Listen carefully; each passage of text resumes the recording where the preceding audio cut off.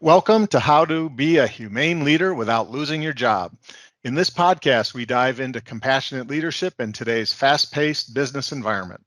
With our experience and insights, we'll help you lead with heart while securing your career. Join us for an engaging conversations and practical advice to elevate your leadership skills and make a real difference. I'm your host, Chris Olerking, a Fortune 100 IT leader, alongside Roberto Torres, a seasoned startup engineering leader. Today, we're discussing communication challenges with team members, taking into account all the different learning styles each member may have to ensure team alignment on goals and projects. So, hey, Roberto, how you doing? Fine, Chris. Very How about good, very you? good. I'm doing great. Beautiful, beautiful day. Awesome. Cool. So, sometimes with team members, they have different learning styles. Everybody probably has a slightly different learning style. I'm a very visual, show me kind of person. So, when I'm working in a team, I really need that kind of visual presentation of what's going on, the visual presentation of what is expected of me to be able to really understand it and contribute the best. So for me, I'm a very visual learner. What kind of learner are you? I'm actually 100% a visual guy. You know, just like you, I require to watch something to learn, to read it in order to learn.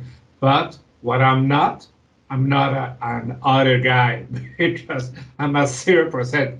If there is no camera or no nothing to be shown, my problem is that I have this challenge of hearing and writing, and sometimes I get lost. So yes, that's who I Yeah, am. understandable. Yeah, I mean, with today's technology, Skype and Link and our Zoom and all the different things, you definitely have the ability to be visual even when you're remote. Some people are audible, right? They can close their eyes and just listen to everything that's going on, and they can picture it in their mind and can understand it, or maybe they have to read it. Other people very good at book learning or reading the manual to get things, but for me, I kind of have to get in there and try it, or somebody needs to show me what it looks like when it's working, or some kind of prototype or mock-up. That's the best way I learn. But our team members are probably going to be all different kinds of learners. Yeah. So when you're presenting something to your team members, maybe not as the leader, but a group of peers, how do you try and communicate what's expected with all the different types of learners that might be in your team? Well, actually, before I do that, when I get with my team, what I do at first is to fully understand which kind of learning style do they have. Is it auditive? Is it visual? Is it kinesthetic? Because with that, I would know how to communicate with them. Usually, hard data says that 60% of worldwide population is visual.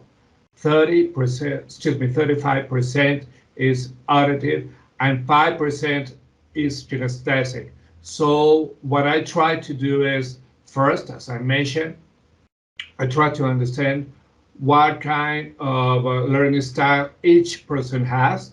I gather, I understand, and then when I communicate with them, since most of them are visual and maybe the second one are audit, what I do is to communicate to them by doing both.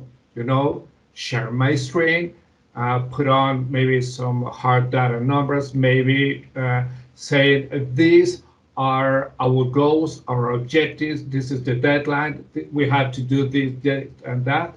And then since I communicate with my team by doing all this, after that, what I try to do is validate that they fully understood this. So maybe I will get someone from the visual side and say, okay, what did you understand? Could you tell me this? And from the audio set as well. So I think with that, everybody will fully understand what should be done, what shall be done. Yeah, I mean, when I would meet, I completely agree with that. I almost always had something to share on the screen. I mean, even if it wasn't a situation where a formal PowerPoint or drawings were available yet, maybe it wasn't that part of the project, or maybe it was more team meeting to review some changes in the company, organizational changes or something. Uh, I always would share my screen, and even if it was just to share the meeting notes as I was taking them. So maybe it was a totally impromptu gathering. I would always have something to share, because you're right, a lot of people are visual, and the more you can engage them on the screen, the more likely they are to be attentive and really engaged with what you're discussing. Did you use visual tools? I mean, did you use a PowerPoint to show things to people, or did you open an email, or what were you actually physically sharing on the screen? Yeah, well, actually, we didn't use later at my previous company. I didn't use Office because we have the Google Docs. Mm-hmm. We use Google Presentation, and we show it. Sometimes, but most of the times we use ClickTop because it was a project management and collaboration tool in which we have the Scrum board, Mm-hmm. and we have it over there.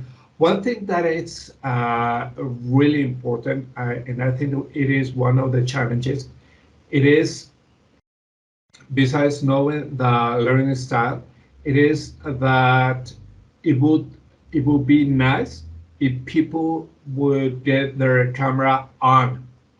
Right now, I think that, and this doesn't go to a specific generation, because I have seen it in millennials, centennial, baby boomers, and X as well. But I think people have got lazy regarding how they used to wrote stuff back at school that it is today. They say, okay, I will shut down my camera. I won't write down everything. So, in order to fully understand what is going on, I think you must encourage your team to either write it down, because that's the learning style that you do, or that you do something in order to grab all this information, because you know it, on a Scrum ceremony, on a daily basis, the daily sprint, the stand up. The problem with that, it is that you gather a lot of information from you, from your team, and from other team members. If you're not in a leadership position, so the challenge is for them to gather all this information, and the best is, I think, to do it accordingly to your learning style. Yes, yeah, yeah. If you can, whenever you can, to try and cater to that style to get the engagement from most of the people. And I can tell you, just kind of culturally, initially, and we actually started using conference tools like this about 20 years ago. They were very crude, and so we didn't use cameras much because the bandwidth really wasn't available. You'd turn on the camera, it was very jerky. The lag in the audio sometimes would be 10 or 15 seconds, which was a big challenge to overcome in those early video conference style type tools. But nowadays, turning on the camera is it's very responsive. It seems more natural to have your camera on. Granted, different software packages that you're using, whether it's Zoom or Skype or Teams or WebEx or these others, there's pluses and minuses within the tool technically. But I do agree with you. When you have the camera on, you can see engagement. You can see engagement with your peers, versus if I'm doing this, I'm looking at my phone. You can see that in the screen and I'm not really paying attention, right? And then you're losing that person, right? Because they started to text, and a lot of people think they can multitask, but when you're trying to communicate important things that are going on at work, if they're multitasking, they're, what is it, for everything you're multitasking, it cuts your IQ in half. Oh. So it's important to make sure they're engaged with you in a style that works, and visually be able to see that they're they're engaged with you. I like your suggestion too of trying to get them to answer back. Like, what did you understand from that? One of the things that I try and do is to ask, well, how would you solve this, Roberto? Oh, solve what? I was looking at my iPhone. So I try and engage people by trying to get them to contribute, and not when they ask to contribute. Like, I spontaneously would call on people so that it kind of keeps them on their toes. Because if we're 8 people on a video conference and I just wait for someone to, hey, raise their hand, they want to contribute, which I would acknowledge and let them contribute. But if I suddenly call on Roberto, well, Roberto, what do you think about that method for the database? Do you think that hierarchy is going to work for this? Now people see that, hold it, Roberto wasn't raising his hand to contribute. I called on Roberto to contribute, and now he's kind of on the spot, has to engage. It gets people, tense is the wrong word, but it's, on their toes, paying attention so that they will be ready to participate with whatever question comes up, whatever their expertise is. Call on them for their opinions and insights. Plus, that's a good way to acknowledge your peers in a team. So using the example where I'm not the leader in the situation, I'm a peer, but I know Roberto has done a lot of work in insert the technology that's appropriate for your primary expertise. Well, then ask a question how that expertise might help solve this problem. That gets you engaged, gets you to do exactly what you were talking about. Start solving the problem. That verifies they heard what the challenge is, they heard the schedule, they heard the deliverable, and now they're thinking and engaging. I think that method can really keep people active, as active participants in the call. Yes, yes. Also, there is one thing. Let's say, for instance, that a front team member has a specific problem. I don't know, with back, that has to create maybe an endpoint or something like that. If the if the backend team aren't fully paying attention and doesn't listening completely to everything, they say, for example, okay, there is, I don't know, maybe Anna and there is John. And Anna says, okay, I require this. And I said to John, okay, John, can you do it? And if John wasn't paying attention, I have seen and I have witnessed that most people won't say that they weren't paying attention. And they will begin maybe in a loop of inventing things, of saying yada yada yada yada, rather than saying, okay, I wasn't paying attention, can you repeat it? Because they are ashamed of doing so. So I think that and one of the things, or one of the problems is on a meeting that has taken too long, people divert. They get lost in their thoughts, and the problem is how to make them to be really aware of everything. So I think this is one of the challenges that in this kind of communication could occur. Yeah, if you can keep it shorter is definitely better. I mean, where I was working, we had a tendency to do our very best to schedule and complete a discussion or a review in under 25 minutes. That allows you a little time to check your email, do some things before you would head into your next project review or whatever. As leaders, you spend a lot of time touching base with a lot of different teams, right? Going to different projects that are going on. So, your day was highly scheduled. And so we would purposely try and fit things either in 20 or 25-minute block or a 50-minute block, so that you were always having this extra time, one, to show up on time to the next thing you were scheduled to be at, and two, to give you a little breathing time to get caught up. Did some emergency email or text come in that, because I'm engaged with you in the discussion, I'm not checking my phone, I'm not doing these other things, but it might, especially if you're in operations, right? You're in operations, but you're on a project team. The database is down. Oh, I didn't look at my phone for 50 minutes. Well, you're not in operations anymore. You're fired. So, you got to take the trade-offs, the pluses and the minuses of that engagement. But shorter is definitely better also. Yes. So as soon as I don't know, a leader, maybe a scrum master or something like that, acknowledges the different learning styles of the people, as well as to get the meeting maybe short in time, or and I thought just recently of a problem. Back at the company that I was in, we were a lot of engineers. We had bad team, front team, QA team, and the problem was that meeting took too much time. So I thought that we should maybe split the Scrum into different teams, or maybe different squads according to the project or the product. That way it will be better. So I think that if you have different constraints in a communication in a meeting, one of them is essentially the number of team members and all the information that will be gathering and all the information that will be shared, as well as the time.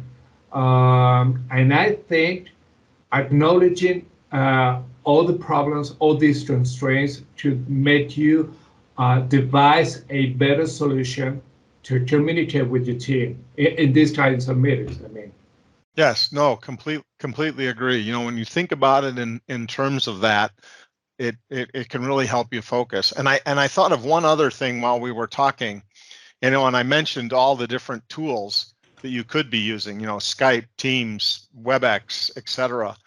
One of the things, if you're the host, right, I'm the person running the meeting, I own the meeting appointment in whatever tool that it is, you should always try your best to learn that tool with all its features so that you're using it effectively. And I'll just use a very simple example, because sometimes I would run calls that had 30 people on it, which is a lot of people to manage and keep track of what's going on. And there's IM windows open to the meeting, all kinds of things going on. If you were not comfortable with that tool, it's very hard to manage that many people in a meeting. With sometimes somebody forgets to mute their mic, and now it's disruptive, and they take a phone call even though they shouldn't have. They take the phone call and they're answering the call and their mic is live. It has nothing to do with the meeting. But in certain tools, it's very easy to do a group mute, which allows you to immediately mute everybody but the host. And then you can go back and, let's say I know it's Roberto who's had the topic. I'm sorry, Roberto, I had to mute everybody because of that disturbance. Let me unmute you, and you can now continue with your thought. That really helps you keep the meeting on track versus, hey, Roberto, mute your mic, and you're busy talking on the phone and you took your headset off. And so, sometimes there's even just pure mechanical kind of things that you can do to help the team. Is just knowing the software really well to run an effective meeting. Because I'll tell you, for me as a visual person, when I get the audio noise, it distracts me. So even though I'm very much a visual learner, I'm watching on the screen, but if all of a sudden there's background noise and a mic's cutting in because somebody's at home that day and their dog's barking, I lose track of what's going on. And that's very easy to fix if you mechanically know your tool that you're hosting the meeting with. Yeah, excellent thoughts. It's like in Zoom, you can have, you could create maybe another room and send some people to that room so they could talk something about it, and they will join you and other team members as well when they devise, I don't know, the solution or something like that. So you could have multiple rooms in which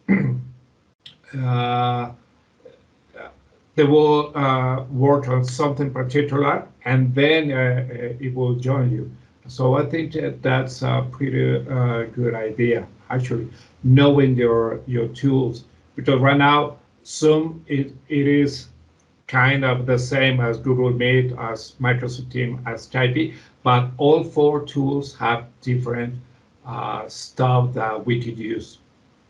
Yep. And also one thing that it's important when I told you about the camera, it is that